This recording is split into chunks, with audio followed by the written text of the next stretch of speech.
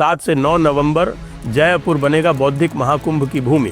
Jaipur dialogues 2025 में एक मंच पर आएंगे वे सभी योद्धा, इतिहासकार, चिंतक, रणनीतिकार और धर्म रक्षक जिनकी आवाज़ है भारत की आत्मा। विष्णु शंकर जैन, गौरव आर्य, नीरज अत्री, आनंद रंगनाथन, भाऊ तोरसेकर, सुशांत सिन्हा और बहुत सारे आपके पसंदीदा वक्ता जिनसे आप इस कार्यक्रम में भेंट कर सकते हैं। आप भी इस अनोखे उत्सव का हिस्सा बने, रजिस्टर करें और उपस्थित रहें।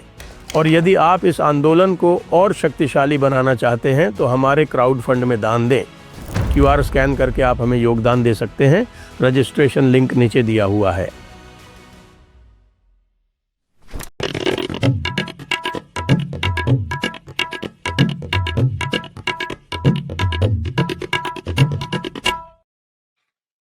नमस्ते, आप सभी का स्वागत है आज के इस कार्यक्रम में। हमारे साथ हैं प्रतीक बोराडे जी और आज हम चर्चा करेंगे योगी आदित्यनाथ जी के ऊपर बनी एक बायोपिक अजेय के बारे में। और इस बार हम बात जब कर रहे हैं तो प्रतीक जी तो चूंकि वो फिल्म आलोचक ही हैं तो उनकी तो फिल्म देखनी ही पड़ती है उनको। मैं अधिकतर बिना फिल्म देखे बात कर लिया करता हूँ, लेकिन आज मैं बात कर रहा हूँ तो मैंने भी फिल्म देखी हुई है। मैंने भी कल एक स्पेशल शो था जिसमें मुझे आमंत्रण था, तो मैं उस स्पेशल शो में जाके और फिल्म देख के आया। तो मैं पहले अपना बता दूं जी, जी। कि मैं बहुत आशा के साथ नहीं गया था, क्योंकि ये बायोपिक्स का जो है संसार, ये मेरा जो भी अनुभव है इन बायोपिक्स का वो ये है कि ये बायोपिक्स फ्लैट चली जाती है।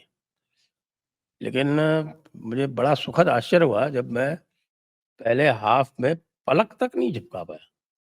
मतलब वो पूरी की पूरी स्टोरी जो थी वो इतने अच्छे से उसको अ, ताना-बाना बुना था और एक्टिंग जो थी वो इतनी स्वाभाविक थी कि मैं पूरे पहले हाफ में मैंने पलक तक नहीं झपकाई। उसके बाद जब दूसरा हाफ आया तब उसमें फिर, क्योंकि पहले हाफ में जो घटनाएँ बताई गई थी उनकी बहुत अधिक जानकारी भी नहीं थी।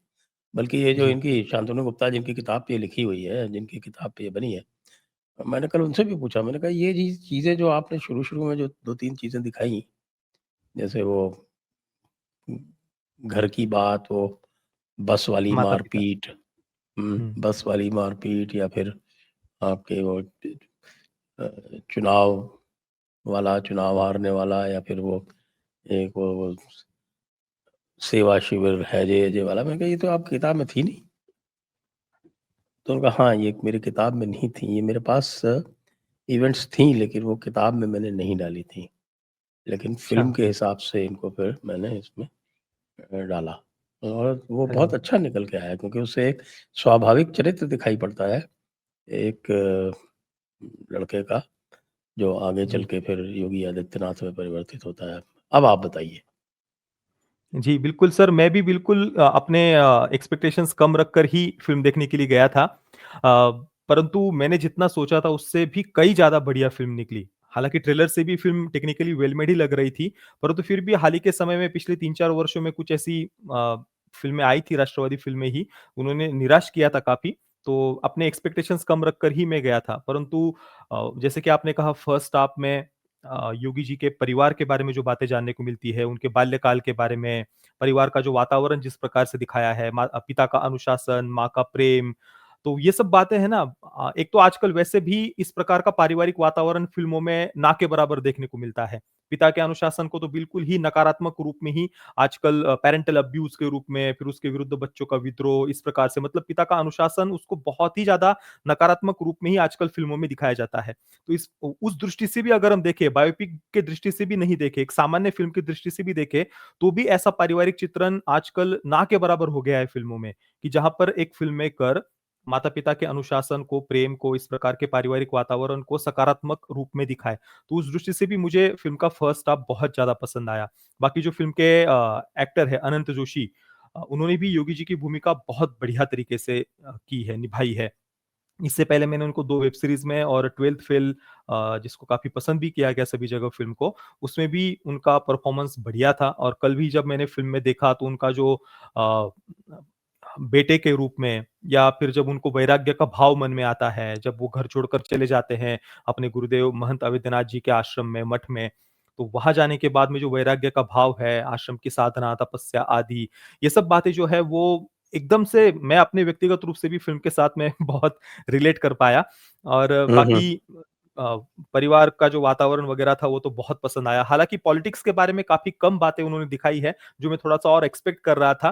परंतु मैं मुझे लगता है कि मैंने कल घर आकर के जब पढ़ा, शांतनु गुप्ता जी ने इस पुस्तक का एक सीक्वल भी लिखा हुआ है, the monk who transformed Uttar Pradesh, और ये हुँ। The monk who became chief minister पहली पुस्तक पर आधारित है।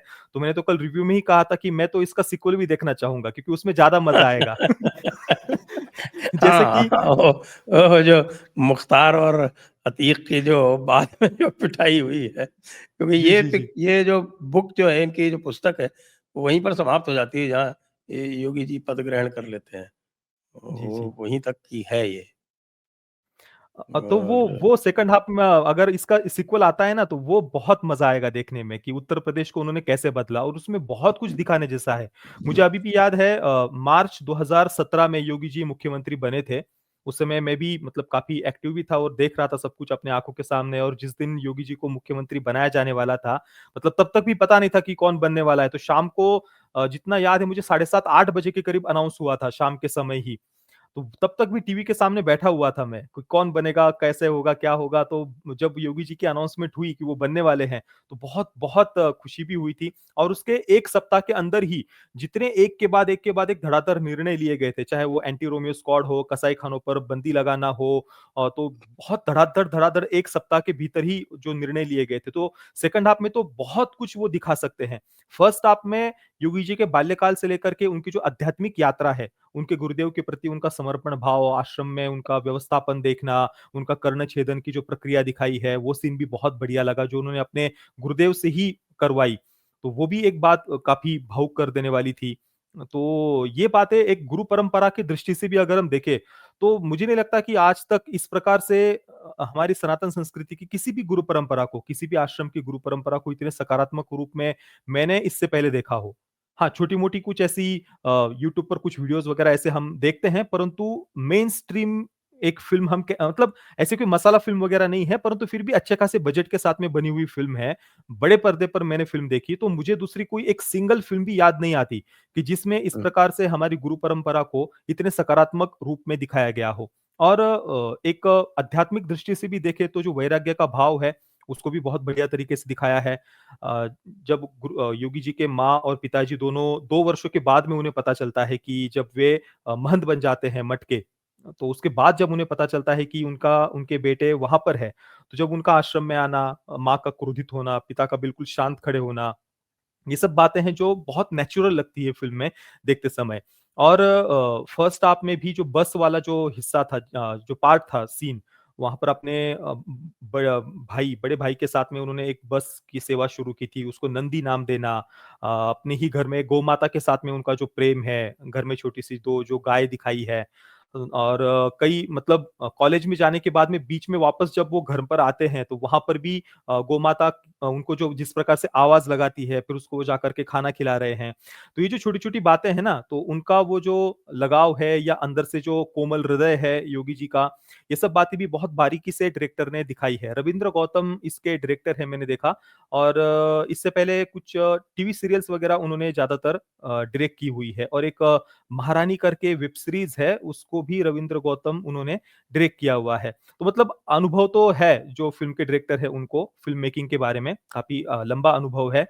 तो वो बात फ़िल्म में दिखाई देती है। मैच्योरिटी के साथ में उन्होंने फ़िल्म को बनाया है। ऐसा नहीं कि जस्ट कुछ भी बनाकर रख देना था, कहीं से आ गया टास्क भाई चलो बनानी है, ऐसा नहीं। सिंसियरली उन्होंने फ़िल्म को बनाया है। कैरेक्टर डेवलपमेंट अगर हम देखें, योगी जी के पात्र की बाल्यकाल के कुछ सीन है, भाई के साथ में उनका जो प्रेम है।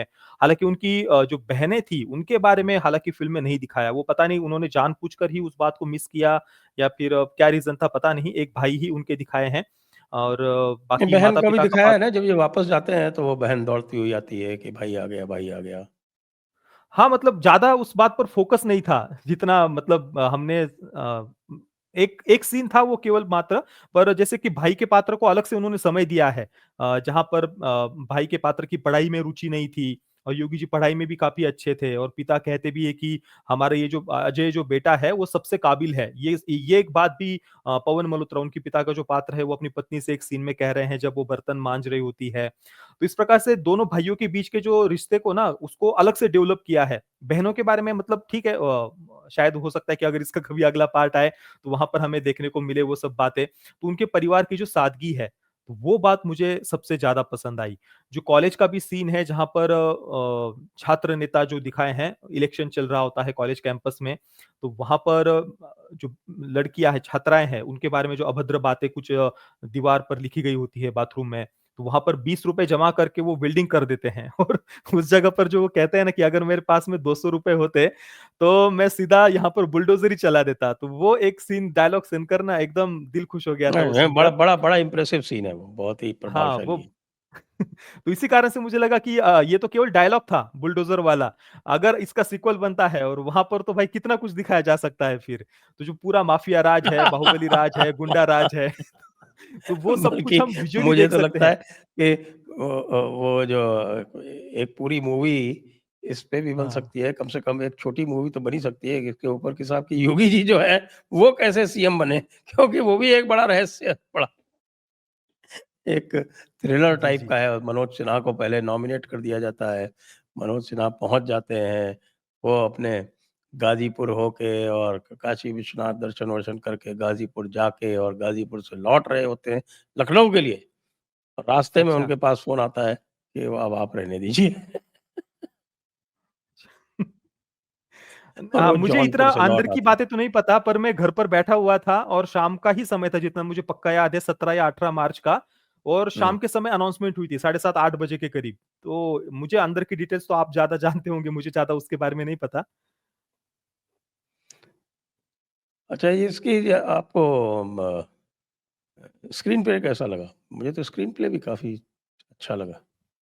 जी, बिल्कुल बहुत एंगेजिंग स्क्रीन प्ले लिखा हुआ है, छोटी-छोटी बारीकियाँ जैसे कि मैंने कहा उनके परिवार के बारे में, वेगू जी के पर्सनल व्यक्तिमत्व के बारे में, उनके गुरुदेव जो महंत अवेद्यनाथ जी हैं, उनके जो सेवा कार्य है, आश्रम का वातावरण, आश्रम के एक जो दूसरे साधक हैं जिनके ऊपर बाद में हमला भी होता है, जो योगी जी के लिए एक प्रकार से अपना जीवन न्यौछावर कर देते हैं। ऐसे जो छोटे-छोटे कैरेक्टर्स हैं, उनको लिखने में भी उन्होंने काफ़ी बारीकी से वो उन कैरेक्टर्स को लिखा है और वो एंगेजिंग है। ऐसा नहीं कि जस्ट रैंडमली कुछ कैरेक्टर्स उन्होंने दिखा दिए हैं, उन सारे कैरेक्टर्स को उन्होंने एंगेजिंग भी बनाया है, जिनके साथ हम जुड़ पाते हैं। जैसे कि शुरुआत में एक अन्याय के विरुद्ध लड़ने की जो भावना है ना योगी जी के पात्र की, वो शुरुआत में ही हमें 1, 2, 3 सीन्स के माध्यम से उन्होंने दिखाई है। बस वाला सीन आ जाता है, कॉलेज कैंपस में लड़कियों के छात्राओं के विरुद्ध जो कुछ भी हो रहा था, उसके विरुद्ध योगी जी जिस प्रकार से खड़े होते हैं। उसके बाद में हैजा वाला जो सीन उन्होंने दिखाया है, वो कॉलेज के ही जीवन काल का उनका सीन है। और फिर कॉलेज कैंपस में जब वो हार जाते हैं, तो वहाँ पर जो कुछ दूसरे छात्र नेता होते हैं, उनका सम्मान करने के लिए महंत अवेद्यनाथ जी कॉलेज कैंपस में गए थे और फिर वहाँ पर जिस प्रकार से योगी जी उनसे प्रभावित होते हैं और उसके बाद में वो हैजा वाला सीन आता है। वहाँ पर अपने आप के अपने मैं-पने को या अपने अहम को समर्पण करके एक प्रकार से वो वहाँ पर रोगियों की सेवा कर रहे हैं। फिर उसी से प्रभावित होकर के महंत अवेद्यनाथ जी के वो अ, आश्रम तक वे फिर उस यात्रा को कैसे वो करते हैं, पहुँचते हैं, ये सब बातें वो दिखा रहे हैं। तो काफ़ी बारीकी से इन सब बातों को उन्होंने लिखा है और सही तरीके से समझा है उन्होंने आध्यात्मिक मार्ग क्या होता है। एक दीक्षा लेना क्या होता है, कर्ण छेदन की जो प्रक्रिया भी उन्होंने दिखाई है। ये सब बातें मुझे व्यक्तिगत रूप से काफ़ी पसंद आई। एक जो म निरहुआ का जो एक हाँ। पात्र है, जी, वो भी बड़ा जी, इंटरेस्टिंग बना है। जी। अमर जागरण के पत्रकार उनको दिखाया है।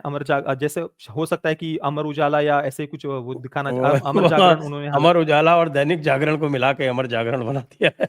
जी, जी। तो उसके माध्यम से वो यही पत्रकारों की क्या उस समय की अवस्था थी। हालाँकि यहाँ पर नाम कहीं पर भी दूसरी पार्टी का नहीं लिया है, सपा का हो या दूसरी किसी पार्टी का नाम नहीं लिया, परंतु उस समय पत्रकारों की कितनी दयनीय अवस्था थी। मुझे तो अभी भी याद है एक पत्रकार थे उनको ज़िंदा जला दिया गया था और मृत्यु से पहले उनका एक वीडियो अभी भी शायद यूट्यूब पर मिल जाएगा। उन्होंने बताया हाँ, भी था शाहजहानपुर कैसे उन में, पर ये हम शाहजहानपुर में हुआ था। जी, जी। तो ये तो हालाँकि ये सब बातें भी फ़िल्म में दिखाई जा सकती थी कि पत्रकारों की अवस्था कितनी ज़्यादा दयनीय थी। थोड़ा-सा भी कोई अगर आवाज़ भी उठाता है तो उन पर कैसे हमले होना, उनकी हत्या हो जाना आज तो हम देख रहे हैं कि मोदी जी को गालियाँ देने वालों ने तो अपने पूरे करियर बना लिए हैं, चाहे वो यूट्यूब के माध्यम से हो, राजनीति के क्षेत्र में हो। इतनी अभिव्यक्ति की स्वतंत्रता तो जो फासीवादी शासन कह रहे हैं, तो आज तो सही मायने में सबको अभिव्यक्ति की स्वतंत्रता है। उस समय का वातावरण तो कितना ज़्यादा भयावह था, पत्रकारों पर हमले की आए दिन न्यूज़ सुनाई देती थी, दंगों के बारे में भी हाँ, दंगों का भी सबसे पहले निरहुआ दिनेश लाल यादव उनका जो पात्र है, वो दंगों के समय ही उनकी एंट्री एक प्रकार से दिखाई है, जब योगी जी अपने घर से वापस आ रहे होते हैं और उनको आश्रम पहुँचना होता है, मठ में पहुँचना होता है, तो वहाँ पर निरहुआ उनका पात्र हमें दिखाई देता है, तो जो दंगों की रिपोर्टिंग कर रहे हालाँकि होते वो हैं। पूरा जो एपिसोड है, वो जो घटना है वो फ़िक्शनल है। अच्छा, ऐसा 1992 में उनके साथ आते समय नहीं हुआ था। ये घटना है वो जब वो बाद में आज़मगढ़ वाली घटना है ये वो उसमें मुख्तार अ, अंसारी का ये फ़ोटो जो है वो खींच के ये बहुत वायरल हुआ था। ये हाँ, जो वो गाड़ी फ़ोटो के उसने ऊपर दिखाया। बंदूक लेकर के जा रहे हैं। हाँ, हाँ। तो मुझे लगता है कि वो शायद सिम्बोलाइज़ उन्होंने किया होगा कि उस समय हुँ, कैसा भयानक वातावरण था कि आए दिन दंगे होना कितनी आम बात थी। तो ये बिल्कुल। एक सिंबॉलिक वे में उन्होंने उन सब अलग-अलग दंगों को एक सीन के माध्यम से शायद दिखाया होगा। हालाँकि दिखाया जा सकता था कि जो सांप्रदायिक दंगे थे, आज कितना शांत वातावरण है उत्तर प्रदेश में और उस समय आए दिन दंगे होना कितनी आम बात थी। तो वो बात काफ़ी जल्दी-जल्दी उन सब बातों को मुझे तो लगता है कि कंप्लीट किया गया था। पॉलिटिकल बहुत कुछ दिखाया जा सकता था, उस समय की व्यवस्था कितनी चरमराई हुई थी, पत्रकारों की क्या अवस्था थी, आए दिन दंगे कैसे हो जाते थे, बम विस्फोट आदि। तो और बाहुबली राज, गुंडा राज आदि का कितना भयानक वातावरण उत्तर प्रदेश में बना हुआ था, जिस कारण से फ़िल्मों में आज भी उत्तर प्रदेश की और बिहार की छवि कितनी खराब है। तो उसके पीछे यही जो अपने आप को बड़ा सेक्युलर कहने वाली जो पार्टियाँ हैं, उनका शासन ही इसके पीछे सबसे ज़्यादा ज़िम्मेदार रहा है, उत्तर प्रदेश और बिहार की स्थिति के पीछे। तो वो पॉलिटिकल जो अस्थिरता थी, राजनीतिक अस्थिरता कह लीजिए या जो सेक्युलर राजनीति के जो दुष्परिणाम हैं, वो दिखाया जा सकता था काफ़ी। पता नहीं उस बात पर उन्होंने ज़्यादा फ़ोकस नहीं किया। फर्स्ट हाफ में तो योगी जी के परिवार के बारे में और उनकी आध्यात्मिक यात्रा के बारे में दिखाया है और मुझे लगता है कि सेकंड हाफ में राजनीति पर उन्हें ज़्यादा फ़ोकस करना चाहिए था। पर ठीक है, ओवरऑल मुझे तो व्यक्तिगत रूप से फ़िल्म बहुत पसंद आई और मैं तो चाहूँगा कि सभी लोग इस फ़िल्म को देखें और समझे कि एक वैराग्य का भाव कैसे जगता है या फिर आश्रम में जब वो जाते हैं तो वहाँ पर मठ की सेवा आदि और पहली बार किसी फ़िल्म में इस प्रकार से आध्यात्मिक यात्रा को भारत की इतने सकारात्मक रूप में किसी फ़िल्म में दिखाया है।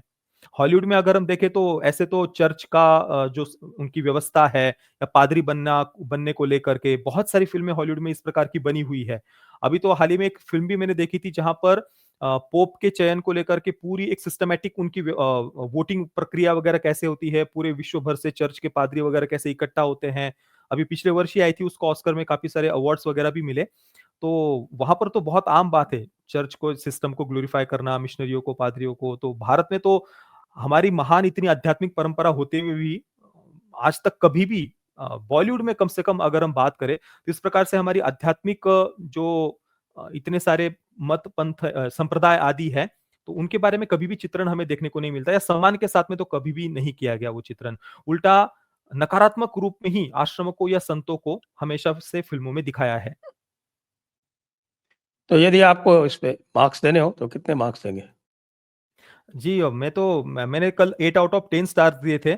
हालाँकि फ़िल्म ज़्यादा भी दिए जा सकते हैं, ऐसी कोई बात नहीं, फ़िल्म मुझे पसंद आई थी। कमी बस मुझे इसलिए लगा था कि सेकंड हाफ में जाने के बाद में थोड़ा-सा पॉलिटिक्स के बारे में या उस समय की राजनीतिक परिस्थिति कितनी विकट थी या खराब थी, वो बातें कुछ दिखाई जा सकती थी, तो सेकंड हाफ और भी ज़्यादा एंगेजिंग हो सकता था। परंतु इसका अर्थ ये नहीं है कि फ़िल्म खराब है या किसी भी प्रकार से हमें डिसअपॉइंट बिल्कुल भी नहीं करती है। मैं तो सबको रिकमेंड करूँगा कि बिल्कुल आप फ़िल्म को देख सकते हैं और कमियाँ ऐसे कुछ ज़्यादा मैं फ़िल्म की नहीं कहूँगा। हाँ, और बेटर हो सकती थी वो अलग बात है, पर ऐसे कुछ निराश करने जैसा या कुछ हमें प्रॉब्लमैटिक लगे या ऐसा कुछ भी फ़िल्म में नहीं था। फ़िल्म सिंसियरली बनाई गई है, इतना तो पक्की बात है। जी। तो सभी को ये मैं कहूँगा, जो लोग भी सुन रहे हैं कि भई यदि जी। आपने ये फ़िल्म नहीं देखी है तो ये मौका मत चूकिएगा। ये इस तरह की फ़िल्में बहुत कम आती हैं और ये जो जी। फ़िल्म है ये जो हम कह रहे हैं, आप जानते हैं कि हम सच बोलने में विश्वास रखते हैं और कभी भी किसी भी फ़िल्म की नाहक प्रशंसा नहीं करते। जी, हम इस बिल्कुल। फ़िल्म की प्रशंसा कर रहे हैं, इसका अर्थ ये है कि हम आपसे भी आह्वान कर रहे हैं कि अवश्य जाएँ और देखें इस फ़िल्म को। ताकि इसका सीक्वल भी बन सके और उस समय हम अपनी मतलब अभी तो केवल डायलॉग था बुलडोज़र वाला, वो विज़ुअली भी हम देख सके उसके लिए भी इस फ़िल्म का सफल होना आवश्यक है। बिल्कुल जी, सही है। जी। जी। तो आपका बहुत-बहुत धन्यवाद प्रतीक जी जी सर। और सभी दर्शकों को बहुत-बहुत धन्यवाद। जय हिंद, जय भारत, वंदे मातरम। वंदे मातरम। धन्यवाद सर।